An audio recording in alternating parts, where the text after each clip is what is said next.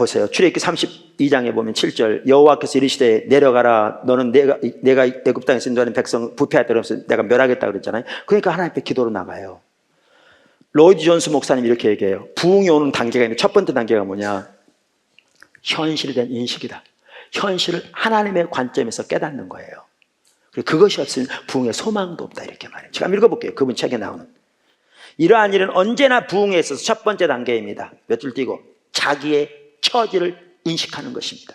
몇 줄 띄고 이것을 떠나서는 어떤 부흥의 소망도 없습니다. 그것은 상황에 대한 각성입니다. 상황의 심각성을 인식하는 것입니다. 하나님께서 말씀하신 걸 적용하여 자기들의 처지가 어떠한 것을 압니다. 하나님께서 우리 중에서 떠나가시고 또 떠나가셨다는 것을 압니다. 몇 줄 띄고 저는 여러분에게 어떤 부흥에 대한 역사든지 교회사에 일어난 어떤 위대한 영적 운동에 대한 기록이든지 다 읽어보라고 촉구하는 바입니다. 그러나 한 번의 예외도 없이 언제나 그러한 일이 일어날 것을 즉시 발견할 것입니다. 몇 줄 띄고 우리는 어떤 것이 잘못되어 있는가를 인식하지 못하는 것 같습니다. 몇 줄 띄고 교회의 상태를 시험하는 시금석은 교회를 신약이 말하는 교회의 상에 비추어 보는 것입니다. 아니면 개혁이나 부흥이 일어났던 위대한 시기나 하나님의 임재와 영광이 위대한 영적 표징으로 나타났고 하나님의 임재가 교회 가운데 있었던 시기에 교회가 어떠한 모습을 취했던가를 살펴보면서 거기에 현재 교회의 상태를 비추어 시험해 보는 것입니다. 몇 줄 띄고 영성과 하나님을 아는 지식의 차원에서 교회를 평가할 때 어떠한 모습으로 보입니까? 하나님에 관한 지식이 아니라 하나님을 아는 지식, 하나님에 대한 직접적인 체험, 하나님의 임재 차원에서 교회를 가늠해 보아야 합니다. 하나님의 부흥에 대해 살펴보되 어떤 부분을 우리가 집중적으로 살펴봐야 되나라는 걸 보면서 하나님이 개인적으로 출애굽기 32장에서 34장을 집중적으로 인도하셨어요. 그러니까 하나님의 부흥과 관련해서 아주 중요한 성경 구절 중에 하나가 출애굽기 32장에서 34장입니다. 왜냐하면 출애굽기 32장 오늘 여기에 보면 이스라엘 백성들이 금송아지 만들어서 그것이 바로 자기들을 애굽에서 인도해낸 신이라고 숭배하고 예배하는 지극히 타락한 혼합주의 신앙이죠. 그래서 그 결과로 하나님께서 그들을 멸하시려고 하는 이러한 정말 영적으로 타락한 이러한 상황에서 34장에 하나님께서 영광으로 임하시는 이 사건이 이렇게 전환되어지거든요. 그러니까 이번 주간을 살펴보겠지만 부흥은 다른 게 아니고 하나님의 영광으로 임하시는 것이거든요. 출애굽기 34장에 나오는 것처럼. 그런데 어떻게 이렇게 영적으로 타락한 이러한 이 시점에서 하나님께서 영적으로 그러니까 하나님의 영광으로 임하시기까지 어떻게 이것이 전환되어졌는가, 이거를 잘 다루고 있는 장이 바로 이 출애굽기 32장, 33장, 34장이거든요. 그래서 여기에서 부흥에 대한 많은 중요한 요소들을 이렇게 볼 수가 있습니다. 실제적으로. 자, 그러면서 오늘은 첫 번째 시간으로 우리의 현실을 살펴보려고 합니다. 우리의 현실. 첫째, 큰 첫 번째. 그 당시의 현실. 우선 그 당시 이스라엘 백성들은 극심하게 인본주의였습니다. 그러니까 그만큼 그들의 신앙이 타락해 있었습니다. 그러니까 오늘 읽은 이 본문, 아까 읽은 본문 1절을 보시면요, 이렇게 말하거든요. 백성이 모세가 산에서 내려옴이 더딤을 보고, 제가 이렇게 보니까요, 올라간 지 한 47일쯤 됐어요. 그러니까 한 50일 가까이 된 것 같아요. 그러니까 이 날짜가 조금은 틀릴 수 있지만 그 정도 됐어요, 날짜가요. 자, 그런데 보고 백성이 아론에게 말하되, 자 보세요. 일어나라. 여기 잘 들으십시오. 우리를 위하여 우리를 인도할 신을 만들라. 그러면서 이 모세 곧 우리를 애굽에서 인도해낸 사람은 어찌 되었는지 알지 못함이니라. 여러분 여기를 보시면요, 그들은 누가 자기들을 애굽에서 인도해냈다고 말하고 있습니까? 모세가. 여러분 이걸 잘 봐두세요. 그럼 이때 하나님께서 분노하셔서 반복해서 말씀하시는 내용이 왜 그렇게 말씀하셨는지를 이해할 수 있어요. 여러분 보세요. 애굽에서 10가지 재앙, 엄청난 일이었잖아요. 여기까지 오도록 홍해 사건, 이게 정말 엄청난 일이잖아요. 만나 사건, 정말 엄청난 사건이잖아요. 그 엄청난 기적을 보고도 그들은 지금까지 하나님을 이만큼도 못 보고 있습니다.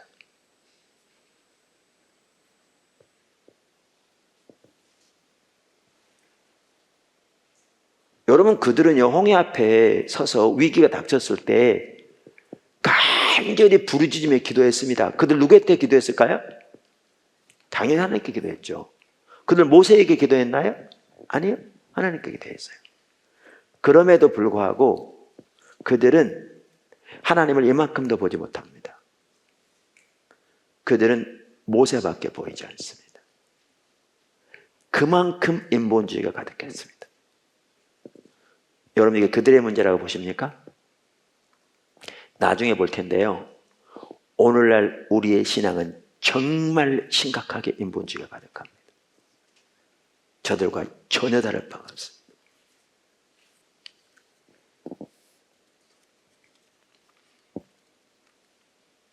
이러한 성경에 보면 인본주의가 사실 타락의 본질이거든요. 타락의 본질이에요. 그래서 이러한 인본주의에서 혼합주의 신앙이 나옵니다. 다시 말하면 그들은 자기들을 위하여 자기들을 인도할 신을 만들자고 말합니다. 그리고 그들은 금송아지를 만들어 놓고 그것이 자기들을 애굽에서 인도해낸 신이라고 그것을 예배하며 숭배하는 심각한 죄를 범합니다. 다 아는 내용입니다, 여러분. 이 내용은. 자, 그럼 두 번째, 세 가지 타락. 성경에 보면요, 잘 들으십시오. 신앙, 예배, 삶, 이 세 가지는 절대로 나눠지지 않는 것 같습니다. 안 나눠집니다. 다시 말합니다. 신앙과 예배와 삶, 이 세 가지는 안 나눠집니다. 당연한 얘기 같지만 여러분, 이걸 알아야 나중에 이제 하나님의 관점이 보입니다. 뭐가 안 나눠진다고요? 신앙과 예배와 삶이 안 나눠집니다. 무슨 얘기냐면요, 우리 신앙이 타락하면 예배는 자동적으로 타락하게 되어 있습니다. 이 세 개는 절대로 분리되지 않습니다. 그러니까 신앙이 타락했는데 예배가, 올바른 예배가 되는 건 불가능합니다. 불가능해요. 이 세 개는 절대로 나눠지지 않아요. 신앙이 타락하면 예배가 타락하게 되어 있고요, 삶이 타락하게 되어 있습니다. 그렇게 되어 있어요. 반대로 만약에 우리 신앙이 회복된다, 우리 신앙이 회복되려면요, 나머지 두 가지도 회복돼야 합니다. 예배가 회복됨이 없이 신앙이 회복될 수 없고, 신앙이 회복됨이 없이 예배가 회복될 수 없어요. 그러니까 이번 주간에 또 예배와 부흥에 대해서 한번 다룰 겁니다. 매주 중요한 토픽이거든요. 왜냐하면 여러분이 섬기는 교회에서 하나님께서는 예배가 회복되길 원한다. 우리는 많은 게 어떻게 생각하면 예배에만 초점을 맞춥니다. 그건 어리석은 겁니다. 절대로 그렇게 해서 예배가 회복될 수 없습니다. 왜냐하면 이 세 개가 절대로 분리되지 않기 때문에, 이 세 개가 한꺼번에 돌이켜지지 않으면 예배는 절대로 회복될 수 없습니다. 아까도 말한 대로 그 신앙과 삶이 그대로 다뤄지지 않으면서 예배만 회복시키려고 한다고 해서 회복될 수가 없습니다. 이 세 개는 절대로 분리되지 않습니다. 그걸 아셔야 하나님의 관점이 보입니다. 하나님의 관점이 보입니다. 그래서 이스라엘 백성들만 하더라도 그들이 신앙이 혼합주의 신앙으로 타락했습니다. 혼합주의 신앙으로 타락하니까 나머지 두 가지는 자동적으로 타락하게 되어 있습니다. 타락이 되어 있습니다. 앞으로 자세히 한번 보고 여기 보십시오. 그들의 신앙이 타락하니까 그들의 예배가 타락했습니다. 너무나 당연한 겁니다. 그래서 오늘 읽은, 아까 읽었던 5절을 보십시오. 그들은 하나님께 예배한다고 그러면서 금송아지에게 예배하는 겁니다. 자, 보세요. 5절. 아론이 보고 그 앞에 제단을 쌓고, 이에 아론이 공포하여 이르되 내일은 누구의 절이라? 여호와의 절이리니라 하니 이튿날 그들이 일찍이 일어나 번제를 드리며 화목제를 드리고, 지금 그들이 누구한테 예배 드린다는 거예요? 여러분, 출애굽기 20장에 하나님께서 영광중에 신의 산에 임하셔서 그들에게 율법을 주셨습니다. 율법을 주셨어요. 그럼 하나님 주신 그 뭐죠? 말씀대로 그들이 번제와 제사를 드리는데, 하나님께 지금 제사를 드린다고 드리는 겁니다. 근데 누구한테 지금 제사를 드리는 겁니까? 금송아지에게. 금송아지에게. 보십시오. 신앙이 타락하면 예배는 타락하게 되어 있습니다.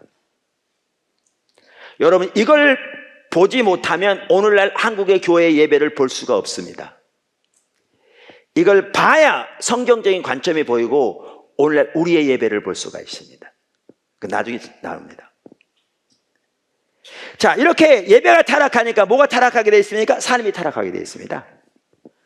그러니까 사실 보면요, 이들이 이 혼합주의 타락한 예배에 얼마나 열심히 했는가를 볼 수 있어요. 그 다음날 일찍 일어났다고 그랬거든요.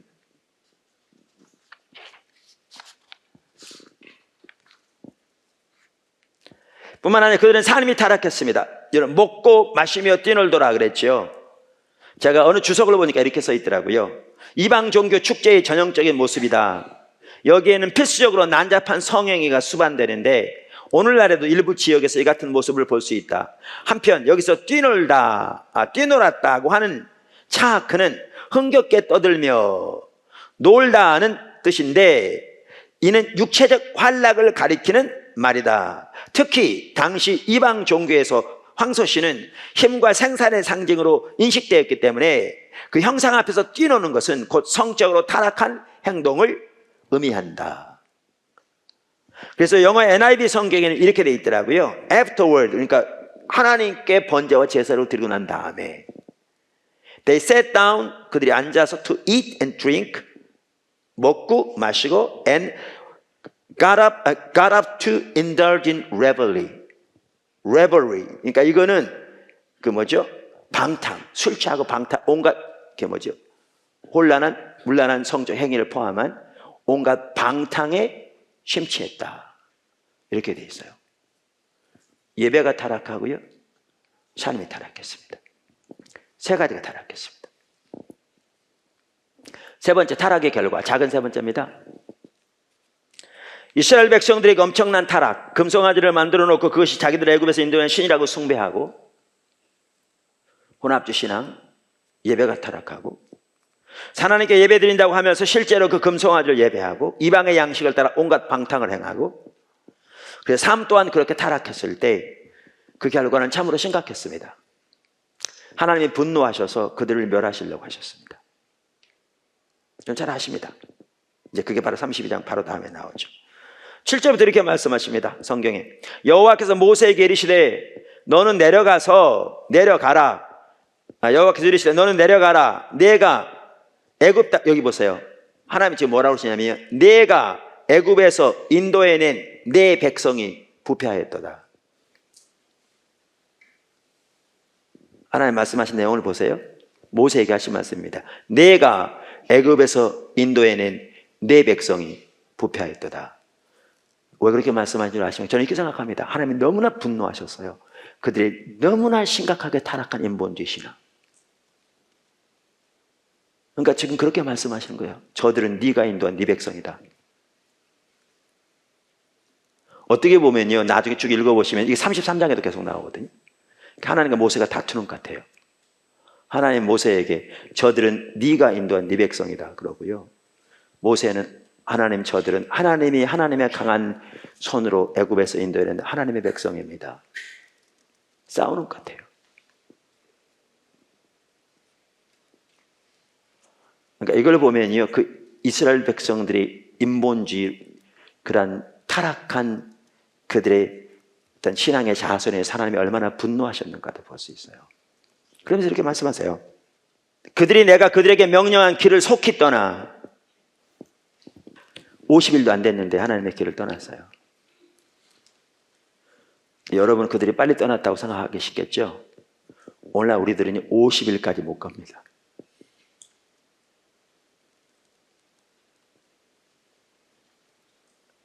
조그만 환경이 바뀌면.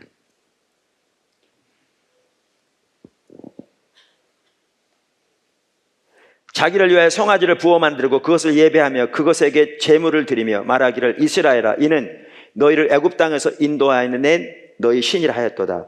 여호와께서 또 모세에게 이르시되 내가 이 백성을 보니 목이 뻣뻣한 백성으로다. 그런즉 내가 하는 대로 두라.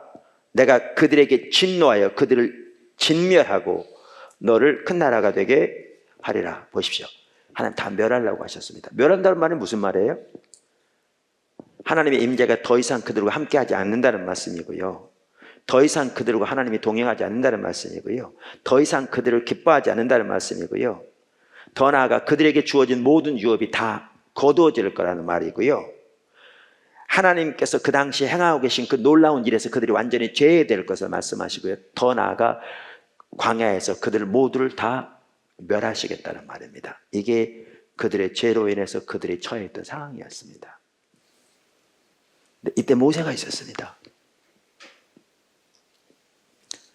하나님이 오늘날의 모세를 찾고 계신다고요. 여러분이 그런 분이 되기를 바랍니다. 두 번째, 오늘의 현실. 저는 오늘의 현실을 이렇게 비춰볼 수 있는 성경 구절이 여러 있다고 생각합니다.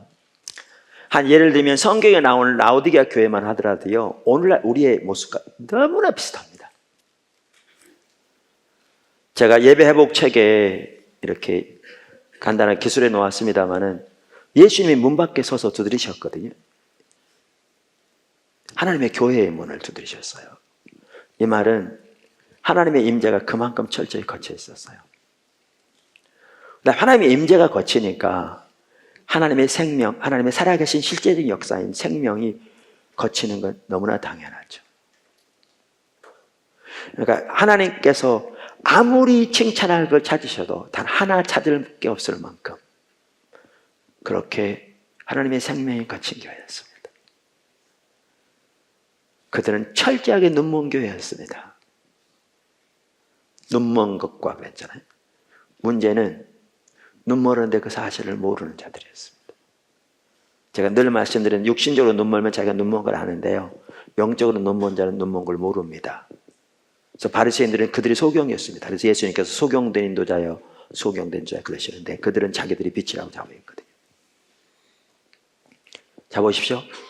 하나님 앞에서는 칭찬 한마디 할 것 없는 가난하고 가련하고 눈멀고 벌거벗었는데 그들은 나는 부자라 부하여 부족함이 없다고 자부했습니다. 얼마나 눈멀었나 보십시오. 뭐가 참된 부인지도 모르니까 하나님은 그들이 가난하다고 그러는데 자기들은 부자라고 자부하는 겁니다. 그 시대가 산업이 발달해서 그 지역이 경제적으로 부자였다고 하더라고요. 너무나 똑같습니다. 여러분, 오늘날 혼합주의 신앙이 팽배합니다.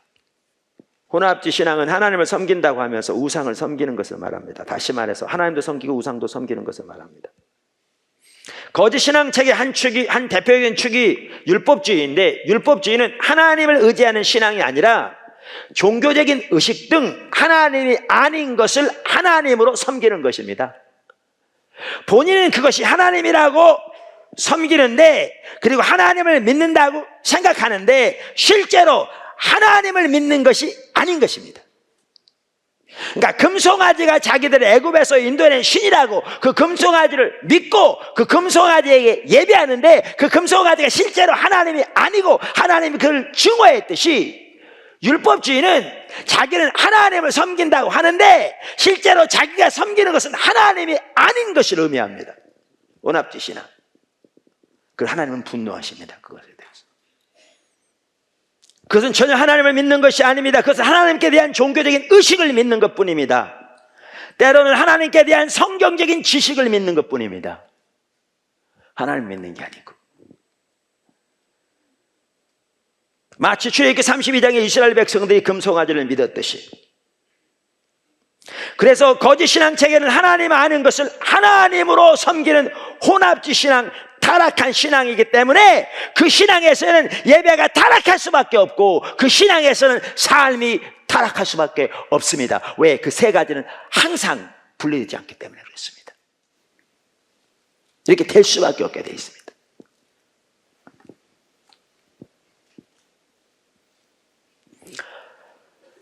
제가 거짓 신앙체계에 대해서 여기서 다 살펴볼 수 없습니다. 제 책 십자가 복음, 거짓 신앙체계 여러 책들이 있으니까요. 대부분은 보셨을 거고 안 보시면 좋겠고요. 제가 한 부분만 살펴보려고 합니다. 여러분 아실지 모르지만요, 우리가 복습하면서 우리 자신을 다시 보아야 합니다. 그 한 모습을 우리는 어디서 볼 수 있냐면 예레미야 7장에서 볼 수 있습니다. 그 모습을 잘 볼 수 있습니다. 한번 보실래요? 예레미야 7장 11절부터 보십니다. 9절이 나오고 있습니다. 내 이름으로 일컬음을 받는 이 집이 너희 눈에는 도둑의 소굴로 보이느냐? 보라, 곧 내가 그것을 보았느니라. 여호와의 말씀이니라. 너희는 내가 처음으로 내 이름을 둔 처소 실로에 가서 내 백성 이스라엘의 악에 대하여 내가 어떻게 행하였는지를 보라. 여호와의 말씀이니라. 이제 너희가 그 모든 일을 행하였으며 내가 너희에게 말하되 새벽부터 부지런히 말하여도 듣지 아니하였고 너희를 불러도 대답하지 아니하였느니라. 그러므로 내가 실로 행함같이, 자 보십시오. 14절 잘 보세요. 내가 실로 행함같이 너희가 뭐 하는 바? 너희가 신뢰하는 바. 다른 말로 하면 너희가 믿는 바, 너희가 신뢰하는 바, 너희가 믿는 바, 내 이름으로 일컬음을 받는 이 집, 곧 너희와 너희 조상에게 준 이곳 생각했고, 이 집이 어떤 집이죠? 예루살렘 성전을 말합니다. 지금 예루살렘 성전에 하나님이 안식일에 예레미야를 보내서 그곳에 예배 드리러 오는 자들에게 한 말이거든요. 이 집. 그래서 영어 NIV 성경에 이렇게 돼 있어요.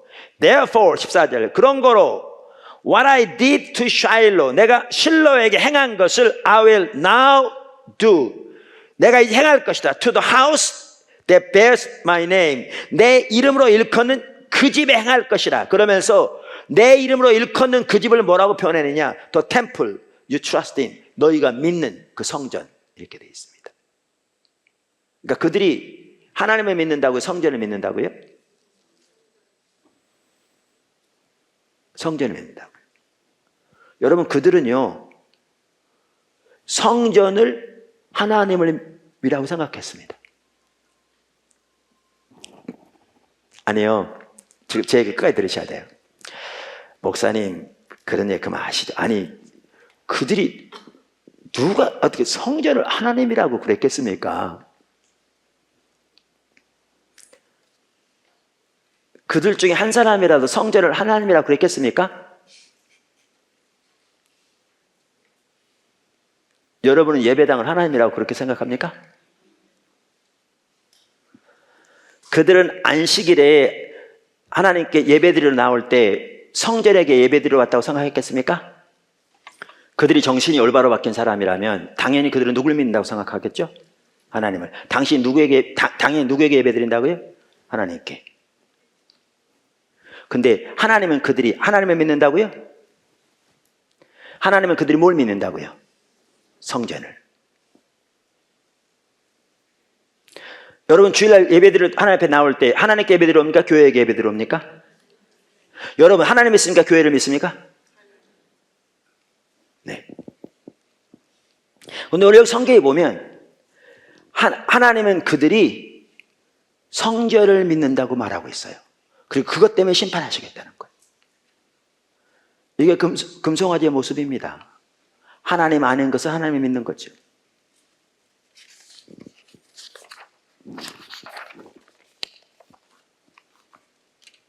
우리가 이런 구절을 읽으면 이렇게 생각할 수 있어요. 야, 그 백성이 타락했네. 하나님 믿어야지 어떻게 성전을 믿냐. 그러니까 심판이 오지. 자, 그러면요, 이 부분을 이해하려면 우리가 너무나 잘 아는 신앙의 본질과 의식의 관계를 잘 알아야 합니다. 우리 신앙의 본질은 뭐예요? 하나님과의 친밀한 교제와 하나님의 행하심을 보고 온 삶으로 동참하는 것입니다. 본질이란 말은요, 신앙의 핵심이란 말이에요. 신앙의 가장 중요한 것, 우리 신앙의 모든 것이라고 할 수 있습니다. 제가 몇 가지 성경 구절을 읽으면요, 요한일서 1장 3절은 그래서 우리가 보고 들은 바를 너희에게도 전함은 너희로 우리와 사귐이 있게 하려 함이니 우리의 사귐은 아버지와 그의 아들 예수 그리스도와 더불어 누림이라. 한마디로 우리 신앙을 뭐라고요? 하나님과의 사귐이라.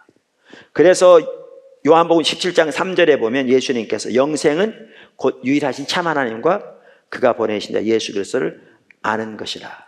자, 여기 안다는 말은 교제를 말합니다. 그러니까 우리의 신앙은 한마디로 말하면 하나님과 예수님과 교제입니다. 그러니까 우리와의 하나님 혹은 예수님과의 살아있는 친밀한 교제입니다. 그래서 우리 신앙의 본질을 저렇게 말할 수 있습니다. 제가 시간이 없어 그런데요, 성경 전체에 명백합니다. 자, 두 번째. 자, 읽어보시죠. 우리가 신앙의 본질 가운데 거할 때 하나님의 생명이 우리 가운데 함께합니다. 하나님의 생명이 우리 가운데 함께합니다. 자, 성경 구절 한번 보시죠. 신명기 30장 15절, 16절, 19절, 20절. 보라, 오늘 내가 오늘 생명과 복과 사망과 화를 내 앞에 두었나니. 자, 우리 앞에 하나님께서 뭐와 뭐를 주셨다고요? 한쪽에는 생명과 복, 다른 쪽에는 사망과 화. 그러면서 곧 오늘 내가 네게 명령하여, 이게 내 명령이라 그 뜻입니다. 네 하나님 여호와를 사랑하고 그 모든 길로 행하며 그의 명령과 규례와 법도를 지키라는 것이라. 그리하면 네가 생존하며 번성할 것이요 또 네 하나님 여호와께서 네가 가서 차지할 땅에서 네게 복을 주실 것임이니라. 19절. 내가 오늘 하늘과 땅을 불러 너에게 증거를 삼노라. 내가 생명과 사망과 복과 저주를 내 앞에 두었은즉 너와 내 자손이 살기 위하여 생명을 택하고 내 하나님 여호와를 사랑하고 그의 말씀을 청종하며 또 그를 의지하라. 그는 내 생명이시오 장수시니 여호와께서 내 조상 아브라함과 이삭과 야곱에게 주리하고 맹세한 땅에 내가 거주하라. 여기 보세요. 하나님 한편으로 생명, 복 같은 겁니다. 다른 쪽에 사망과 저주, 화 같은 겁니다. 두셨다고 말하면서 뭘 택하라고 했어요? 생명. 그 생명을 택하는 길이 뭐예요? 하나님을 사랑하고, 이 말은 신명기 6장에 나온 것처럼 존재를 다해 사랑하고 그분께 친근히 거하며 친밀한 교제 가운데 그분의 목소리를 청정하며 그분의 길로 행하며 그분만을 믿음으로 의지하며 그분의 명령과 규례를 지키는, 이게 신앙의 본질입니다. 이 삶을 살 때 우리에게 뭐가 함께 한다고요? 하나님의 생명. 하나님의 생명이 뭐예요? 하나님의 실제입니다. 여러분 기도 응답하신 분이십니까? 우리의 필요를 채우신 분이세요? 우리 인도하신 분이십니까? 우리 위 가운데 도우시는 분입니까? 우리 보호하는 분입니까? 우리에게 하나님의 뜻을 보이십니까? 우리를 의의 길로 인도하십니까? 사망의 음침한 골짜기로 다닐지라도 그분의 막대기와 지팡이가 우리를 안위하시고 인도하시나요? 여러분, 이 하나하나가 실제로 우리의 삶 속에 나타나는 것이 하나님의 생명입니다. 자, 세 번째 뭐라고요? 우리가 신앙의 본질에서 떠난 것이 하나님을 버린 것입니다. 아주 중요합니다. 우리가 하나님의 관점을 알지 못하면 하나님이 아무리 말씀하셔도 못 알아듣습니다. 왜 이 부분을 정확하게 아는 게 중요한 거냐면 우리 신앙의 모든 면에서, 우리의 예배든지 우리의 신앙이든지 모든 면에서 이 부분을 올바로 알아야 우리가 하나님 관점에서 올바로 자신을 볼 수 있어요. 오늘날 처지를 볼 수 있고요. 그리고 우리 가운데 가득한 혼합주의 신앙도 볼 수 있어요. 그게 보여야. 어느 시대건 신앙이 타락하면, 여러분, 신앙이 타락한다는 말 자체가요, 신앙의 본질에 떠난 게 신앙이 타락한 겁니다. 신앙이 타락하면 영적인 분별력이 어두워지게 되어 있습니다. 영적인 안목이 어두워지게 되어 있어요. 라우디가 교회도 그랬고 신약이건 구약이건 영적인 분별력이 어두워지면 하나님의 관점에서 못 보게 되어 있습니다. 하나님의 관점을 이해하지 못합니다. 그럼 왜 그렇게 표현하고 있냐면 나중에 나오지만 우리가 신앙의 본질에 떠나면 우리의 삶은 예외 없이 하나님의 법을 버리게 되어 있습니다. 50년 예수 믿는 목사든지 60년 예수 믿는 권사든지 새벽기도 30년 동안 단 한 번도 빠짐없이 나간 장로든지 아무리 의식이 많아도 하나님과 친밀한 교제에 떠나면 우리의 삶은 예외 없이, 인간은 예외 없이 하나님의 법을 버리게 돼 있습니다. 나중에 나옵니다. 성경 전체가 명백하게 보여집니다. 그래서 성경은 신앙의 본질에 떠난 것을 하나님을 버린 거라고 말합니다. 그러니까 이 3절에 그렇잖아요. 소는 자기 주인의 구유를 알건만은 내 백성은 나를 알지 못한다. 친밀한 교제를 말하는 겁니다. 나를 알지 못한다.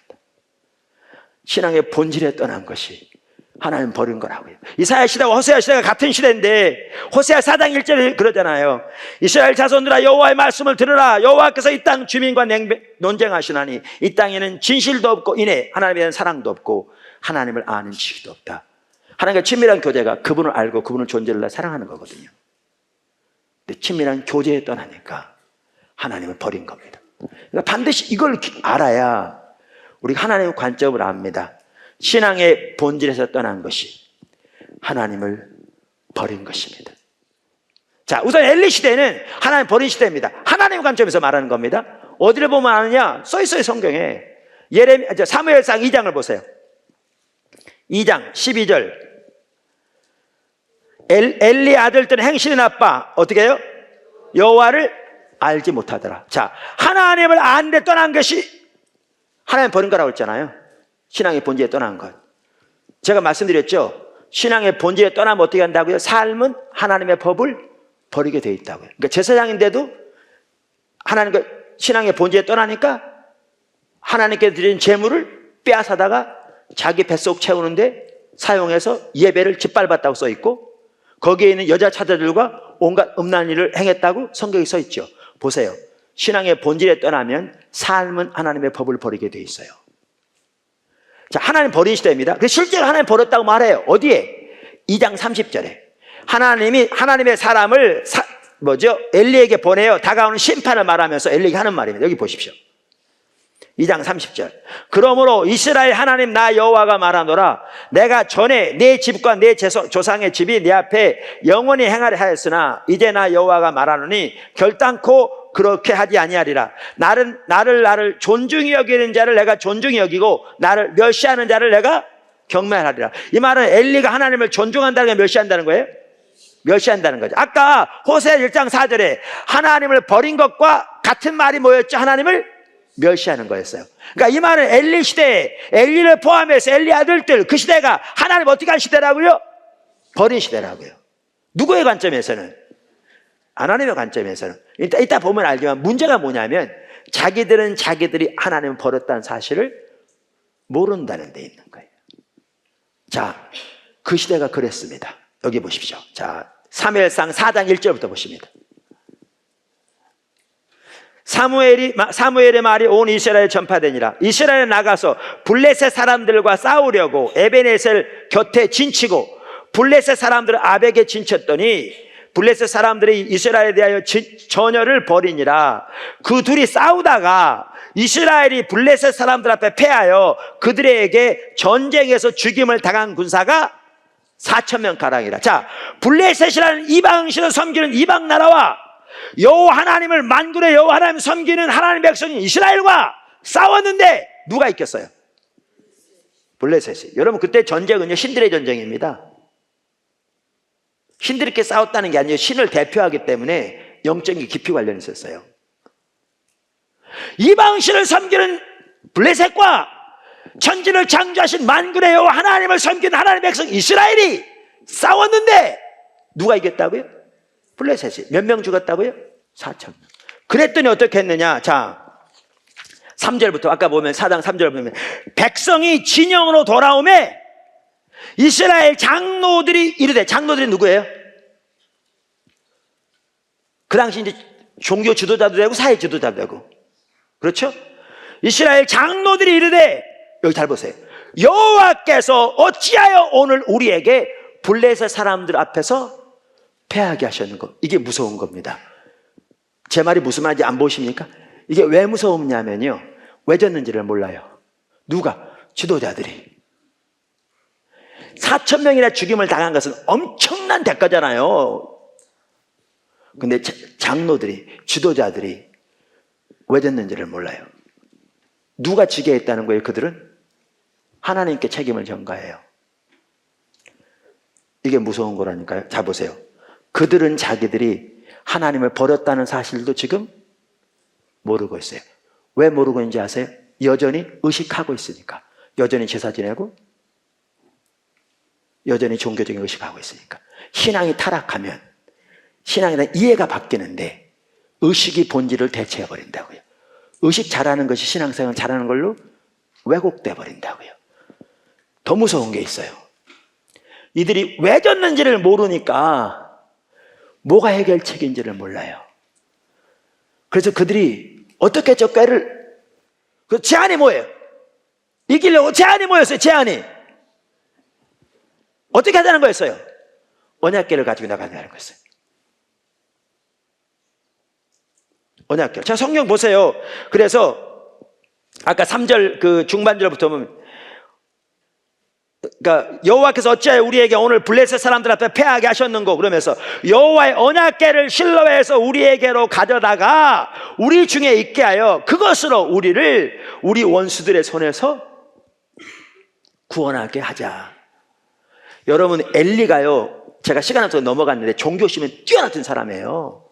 왜냐하면 나중에 언약궤 내어주고요, 언약궤 잘못될까봐 안절부절하고 있다가 전쟁에서 소식이 오는데 자기 두 아들이 전사했다는 소식을 들었을 때도 견뎠는데 언약궤 빼앗겼다는 소식 들을 때 죽임받고 뒤로 넘어지거든요. 죽거든요. 그 정도면 정말 종교심이 뛰어났죠. 그런데 눈이 철저히 멀어서 하나님의 백성이 하나님을 떠났다는 사실도 전혀 알지 못하고 있고요, 언약궤를 가지고 나가는 게 전혀 도움이 되지 않는데도 그 사실도 깨닫지 못하고 내줘요.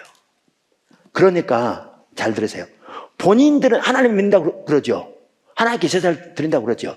근데 하나님의 관점에서는 저들이 하나님을 믿었습니까? 언약궤를 믿었습니까? 보이세요? 그들은 언약궤를 믿었어요. 하나님 아닌 것을 하나님을 믿었다고요.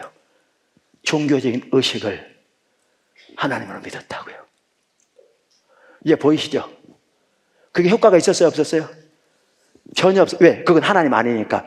하나님 아닌 것을 하나님으로 섬기는 혼합주의 신앙, 가짜니까 효력이 없었어요. 언약궤 빼앗기고 3만 명 이상 죽었어요. 우리가 주일날 교회 와서 누구한테 예배 드린다고 그럴까요? 하나님께. 근데 우리가 우리의 삶에서 하나님을 알고 존재를 다해 살아가는 하나님의 친밀한 교제와 하나님의 행하심을 보고 온 사람으로 동참한 신앙의 본질에 떠나 우리의 삶은 하나님의 법을 버린 상태에 있으면서 주일날 빼놓지 않고 예배만 드리면, 주일날 교회 와서 헌금만 하면 하나님이 그 예배 받으시고 자기를 지켜주고 자기 사업 잘 되게 해주고 자기 기도 응답해주고 자기에게 복 줄 거라고 믿는 것은 예레미야 시대에 그들이 했던 것과 이만큼도 다를 바가 없는 거예요. 그거는 하나님 아닌 것을 하나님으로 믿는 가짜예요. 근데 그게 오늘날 너무너무 팽배해. 혼합주의 신앙이 얼마나 팽배한가 보이십니까? 이게 안 보이면 여러분 오늘날 우리 한국교회가 안 보여요. 이토록 교회가 침체되어 있는데 뭐가 문제인지를 모르는 거예요, 리더들이. 그러면 홍보만 하면 될 것 같아. 지금 하나님 생명이 갇혀 있는데. 왜? 우리 중에 우리가 하나님을 버렸다는 사실을 아는 사람이 드물어요. 그 말의 의미를 모르니까. 그러니까 여러분 이렇죠. 이사야 시대. 자 보세요. 바리새인들이 이사야서 시대를 읽으면서 뭐라고 그랬을까요? 바리새인 시대는 이사야서가 성경으로 받아들이고 있었어요. 그러니까 이사야서 1장 4절에 뭐죠? 패역한 백성이라고 여호와를 버렸다고 그러니까 이렇게 설교했겠죠, 바리새인들이. 우리 조상 시대, 이사야 시대 우리 조상이 하나님을 버렸습니다. 이사야서 1장 4절을 보십시오. 성경에 여러 곳에서 우리가 하나님을 버리면 하나님을 버리시겠다고 그랬는데 우리 조상이 하나님을 버렸습니다. 그래서 하나님도 우리 조상을 버려 심판이 왔습니다. 그렇게 했겠죠. 눈물을 흘리면서 설교했을지 몰라요. 그러면서 그들은 자기들이 하나님을 버렸다는 사실을 꿈에나 생각했을까요? 뭔 말인지 모르시겠습니까? 근데 예수님 뭐라고 그러시는데요? 마태복음 13장. 이사야가 너희에 대하여 잘 예언하였도다. 이사야가 너희에 대하여 잘려놨도다. 13장 15장.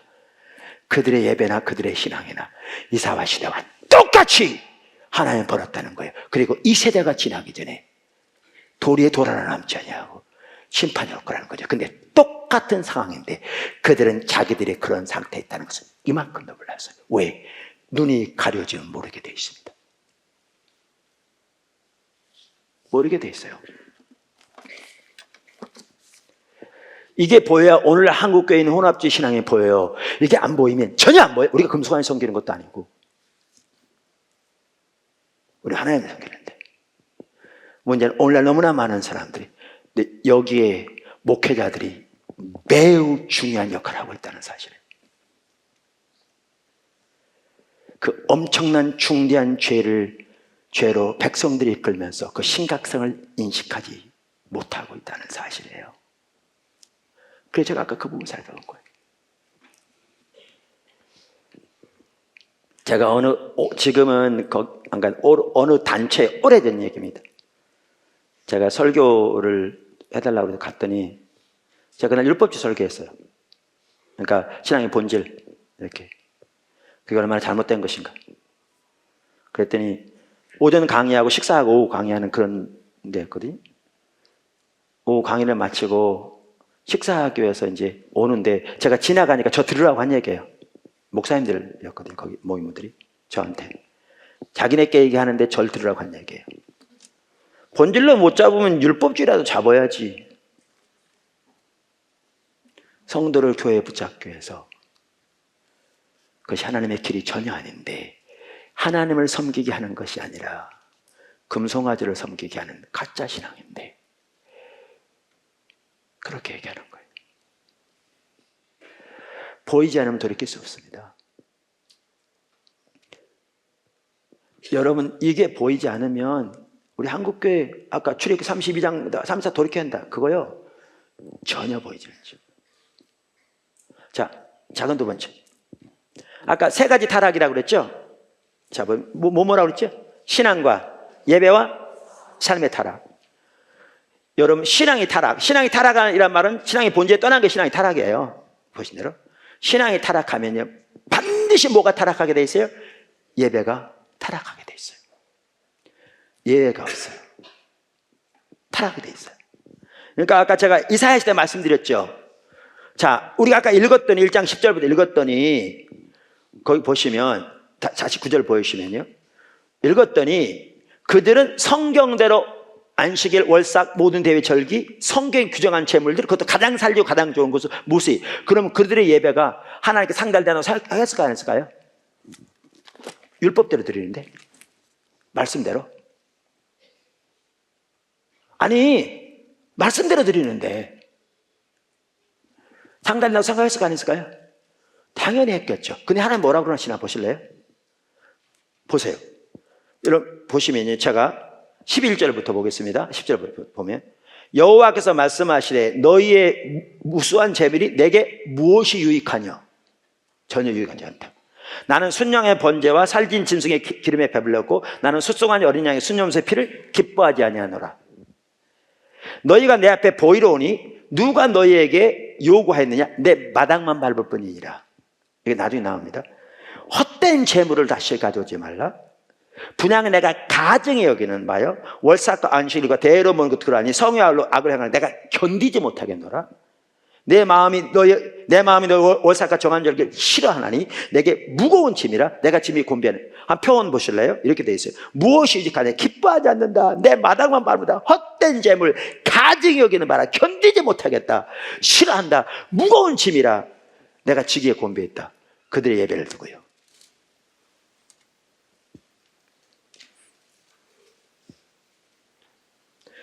우리는요, 이제 나중에 예배를 따로 다뤄요. 한 타임. 우리는 신앙이 타락하면 아까도 말한 대로 의식이 본질을 대체해버려요. 그럼 뭐에만 초점 두느냐? 모양에만. 포장하는 거. 오늘날 예배가 너무너무 심각한 게 포장에만 관심이 있어요. 근데 이사야 시대는 포장은 정말 잘 된 거예요. 성경대로 했어. 근데 이토록 강력하게 말씀하세요. 그러니까 그들은 못 알아들었죠. 자, 한마디만 하고 넘어갔습니다. 여기서는. 자, 바리새인들이 이걸 볼 때 뭐라고 그랬을까요?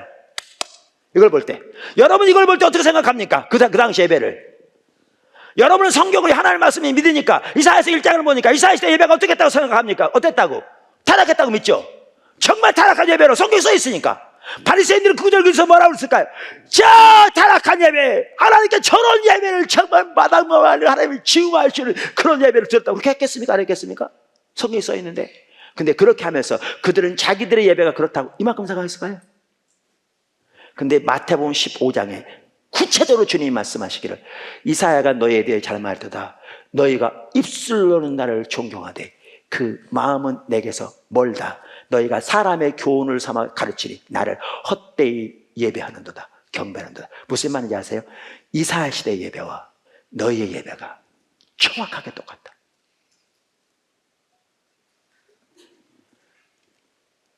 근데 모르는 거죠. 전혀 모르는 거죠. 여러분, 예레미야 시대가 예배 하나님 정말 싫어하셨거든요. 나중에 자세히 나옵니다. 그러니까 바리새인도 그랬겠죠.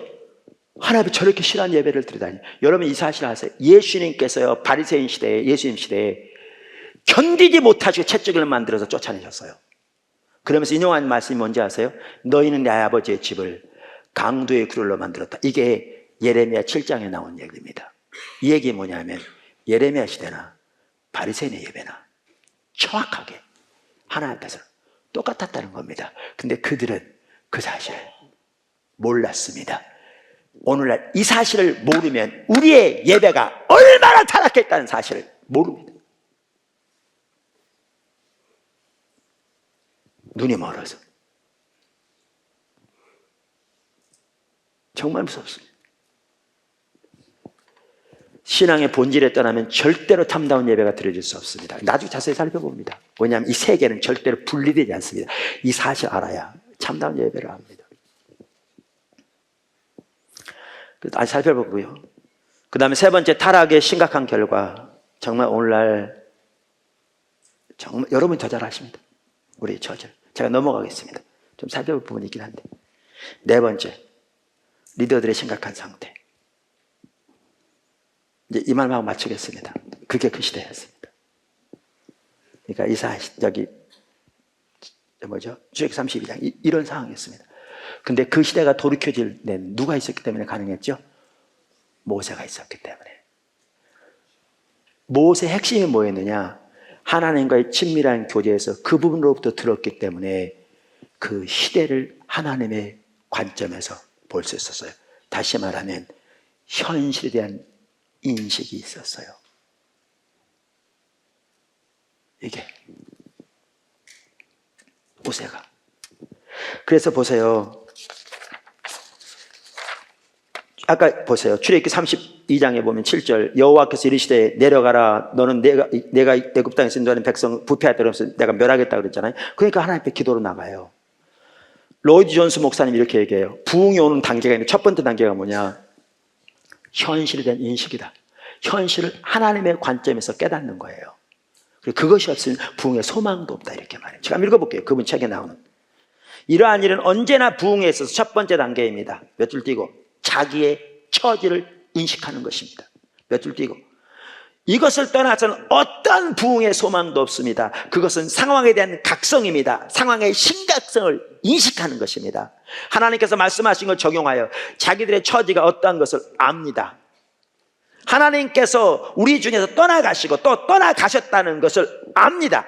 몇 줄 띄고 저는 여러분에게 어떤 부흥에 대한 역사든지 교회사에 일어난 어떤 위대한 영적 운동에 대한 기록이든지 다 읽어보라고 촉구하는 바입니다. 그러나 한 번의 예외도 없이 언제나 그러한 일이 일어날 것을 즉시 발견할 것입니다. 몇 줄 띄고 우리는 어떤 것이 잘못되어 있는가를 인식하지 못하는 것 같습니다. 몇 줄 띄고 교회의 상태를 시험하는 시금석은 교회를 신약이 말하는 교회상에 비추어 보는 것입니다. 아니면 개혁이나 부흥이 일어났던 위대한 시기나 하나님의 임재와 영광이 위대한 영적 표징으로 나타났고 하나님의 임재가 교회 가운데 있었던 시기에 교회가 어떠한 모습을 취했던가를 살펴보면서 거기에 현재 교회의 상태를 교회 상태를 비추어 시험해 보는 것입니다. 몇 줄 띄고 영성과 하나님을 아는 지식의 차원에서 교회를 평가할 때 어떠한 모습으로 보입니까? 하나님에 관한 지식이 아니라 하나님을 아는 지식, 하나님에 대한 직접적인 체험, 하나님의 임재 차원에서 교회를 가늠해 보아야 합니다. 그 차원에서 자기들이 얼마나 하나님을 떠나 있다는 그 처지를 인식하기 전까지는 부흥이 어떠한 소망도 없다 이렇게 말합니다. 근데 모세가 그 처지를 인식했습니다. 그래서 그 시대가 돌이켜지는 것이 가능했습니다. 제가 왜 이 말을 한 줄 아십니까? 여러분이 모세가 되시라고요. 하나님은 여러분이 모세가 되기를 원하신다고요. 이 시대의 모세. 하나님의 관점에서 우리가 처해 있는 상태를 보게 되기를 원합니다. 자신의 상태를 보고 내가 속해 있는 교회의 처지를 보게 되기를 원합니다. 얼마나 가난하고 벌거벗고 눈물 흘리는가를 보게 되기를 원합니다.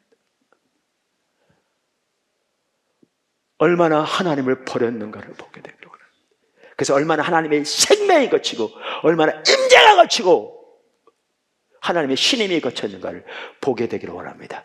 그게 보게 된다면 이게 돌이켜지기 전까지 절대로 중단하지 않을 거니까요. 모세처럼.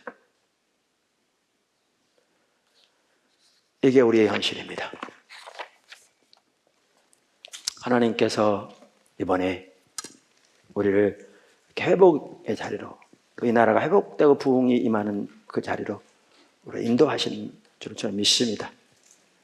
그렇게 그런 놀라운 일들이 여러분 삶 속에 여러분 통해서 이루어지길 축원합니다.